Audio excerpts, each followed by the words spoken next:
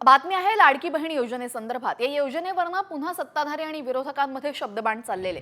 लाडक्या बहिणींना 1 जानेवारी पासून 2100 रुपये द्या असं सुप्रिया सुळे यांनी मुख्यमंत्री फडणवीसांकडे मागणी केलेली आहे। तर 2100 रुपयांबाबत नागपूरच्या अधिवेशनात तरतूद केली जाईल असं संजय शिरसाट यांनी म्हटलेलं आहे।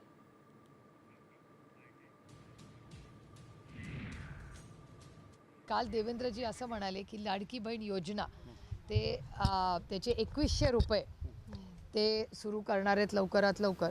मला असं वाटतं नवीन वर्ष सुरू होते, त्याच्यामुळे आता डिसेंबर किंवा जानेवारी आता जर शक्य असेल तर शक्य झालं तर डिसेंबरमध्येच करा। पण आता डिसेंबर महिना सुरू झाला असेल तर 1 जानेवारी 25 पासून जी 2100 रुपयाची त्यांची मागणी, आम्ही तर 3000 देणार होतो आमचं सरकार आलं असतं तर आमची तर मागणी 3000चीच असेल। पण पहिला टप्पा 2100 रुपये 1 जानेवारी पासून त्यांनी सुरू करावे। सुळे असं म्हणाले की फडणवीस काल लाडकी बहीणचे 2100 रुपये देणार सुरू करणार असं म्हणाले। शक्य असेल तर 1 जानेवारी 2000 पासूनच ती मागणी मान्य करावी।